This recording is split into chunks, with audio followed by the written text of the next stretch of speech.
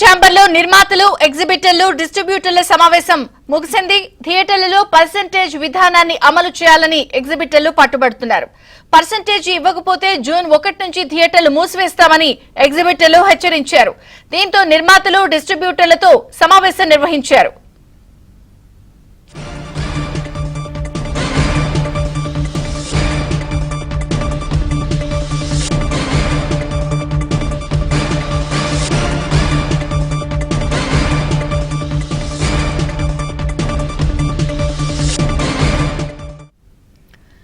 Telugu film chamber లో నిర్మాతలు, ఎగ్జిబిటర్లు, డిస్ట్రిబ్యూటర్ల సమావేశం ముగిసింది.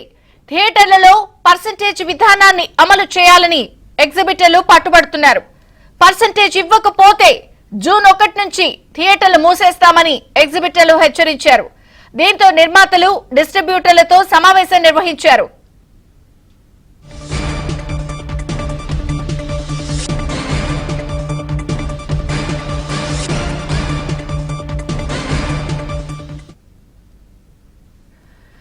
తెలుగు ఫిలిం ఛాంబర్ లో నిర్మాతలు, ఎగ్జిబిటర్లు, డిస్ట్రిబ్యూటర్ల సమావేశం ముగిసింది. వివరాలు ఫిలిం కరెస్పాండెంట్ సుజన్ అందిస్తారు. సుజన్. విజయచంద్రిక, గత కొన్ని రోజులుగా ఎగ్జిబిటర్స్ పర్సంటేజ్ విధానం మీద ఒక చర్చ అనేది నడుస్తుంది ఇండస్ట్రీలో. దీని మీద ఫిలిం ఛాంబర్ ఆధ్వర్యంలో ఎగ్జిబిటర్స్ కి, పంపిణీదారులు, అలాగే నిర్మాతల మధ్య కొన్ని సమావేశాలు కూడా జరగడం జరిగింది. అయితే ఈ రోజు ఉదయం ఒక సమిష్టి సమావేశం అనేది ఆ నిర్మాతలు, అలాగే పంపిణీదారులు, థియేటర్స్ సంబంధించిన ఎగ్జిబిటర్స్ వీళ్ళందరి మధ్య కూడా జరిగింది. అయితే ఎవరికి వారు ఒక రిప్రజెంటేషన్ అనేది ఇచ్చారు. ఈ రిప్రజెంటేషన్ ఇచ్చిన తర్వాత ఏదైతే కొద్ది రోజులుగా జరుగుతున్న ప్రచారం జూన్ 1 నుంచి కూడా థియేటర్ల బంద్ అనేది ఉంటుంది అని చెప్పేసి చెప్పిన దాని మీద అవన్నీ ఉండదు. ప్రస్తుతానికైతే ఎలాంటి థియేటర్స్ బంద్ అనేది తాము ఆలోచించలేదు.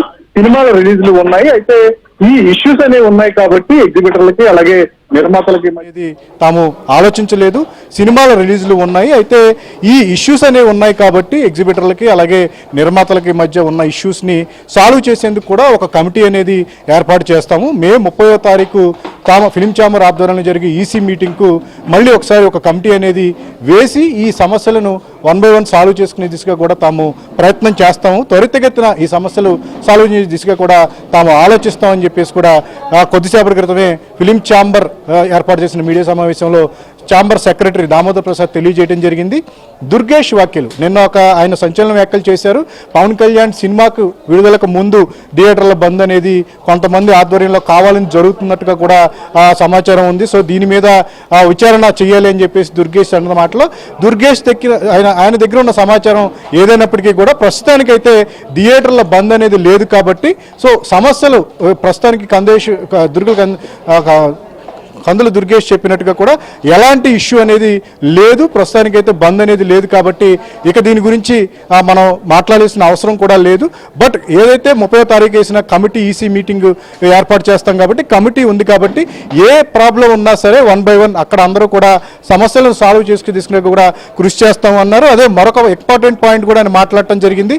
ఏ సమస్య ఉన్నా సరే తమకు తాముగా సాల్వ్ చేసుకుంటాము, బయట నుంచి ఎవరు సాల్వ్ చేసే ప్రసక్తి లేదు, ప్రయత్నాలు కూడా చేరు, మాకు మేమే కూడా సాల్వ్ చేసుకుంటామని చెప్పేసి కూడా జరిగింది. అయితే ఈ జరుగుతున్న 4-5 రోజులుగా జరుగుతున్న థియేటర్ల బంద్ అనే వ్యవహారానికి మొత్తానికైతే ఫుల్ స్టాప్ పడింది. దుర్గేష్ వ్యాఖ్యల మీద కూడా ఒక క్లారిటీ అనేది ఫిలిం ఛాంబర్ నుంచి కూడా మనకు వచ్చిన పరిస్థితి మనకు కనిపిస్తుంది.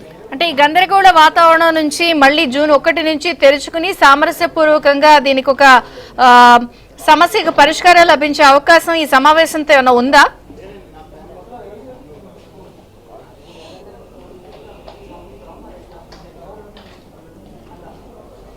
ఎస్, అంటే ఛాంబర్ ఈరోజు ఏర్పాటు చేసిన మీడియా సమావేశంలో అదే విషయాన్ని సెక్రటరీ ప్రస్తావించడం జరిగింది. అంటే రకరకాలుగా బయటికి వార్తలు వచ్చాయి. నిజానికి ఎలాంటి అధికారిక సమాచారం అనేది థియేటర్ల బంద్ అనే విషయంలో ఎవరు ఎలాంటి అధికారిక సమాచారం ఇవ్వలేదు. బట్ దీన్ని ఒక ప్రచారం లాగా కూడా వాడి పర్సంటేజ్ సిస్టమ్ని సాధించుకోవాలని చెప్పేసి ఒక ప్రయత్నం అయితే జరిగింది అన్నట్టుగా కూడా కొంత ఒక వ్యాఖ్యలనైతే ఛాంబర్ సెక్రటరీ నుంచి కూడా రావడం జరిగింది. బట్ ఎవరికి వారు ఇచ్చే సమాచారాన్ని కాకుండా ఛాంబర్ ఇచ్చే అధికారిక సమాచారాన్ని గుర్తెరిగి అందరూ కూడా దీన్ని గుర్తించి బంద్ లేదనే విషయాన్ని కూడా ఆయన ప్రస్తావించడం జరిగింది. ఇక ముందు అంటే గతంలో కూడా రకరకాల ప్రాబ్లమ్స్ వచ్చాయి, వాటిని కూర్చుని సాల్వ్ చేసుకున్నాం కాబట్టి అదే తరహాలో ఈసారి కూడా సామరస్యపూర్వకంగా తమ సమస్యల్ని తామే సాల్వ్ చేసుకుంటామనే విషయాన్ని కూడా ప్రస్తావించడం జరిగింది. రైట్. అండ్ ప్రధానంగా ఇక్కడ పర్సంటేజీల విధానంపై కాకుండా థియేటర్లలో ప్రేక్షకుల పర్సంటేజ్ పెంచే విధానంగా కూడా ఆలోచన చేయాలి అని ఒక వర్గం చర్చిస్తోంది. అంటే తినుబండారాలు కానీ, ఎందుకంటే ఇప్పటికే చాలా మంది సంఖ్య రావడం తగ్గిపోయింది, ఓటీటీలకు అలవాటు పడుతున్నారు. ఇప్పుడు కన్నడ పరిశ్రమ, ఆ పరిశ్రమల్లో అయితే కనీసం ఒక నిబంధన ఉంది, ఖచ్చితంగా 8 వారాల తర్వాతే ఓటీటీకి ఇవ్వాలి అని. సో ఇవన్నీ కూడా చర్చించి ఒక సమస్యకి పరిష్కారం లభిస్తుందా?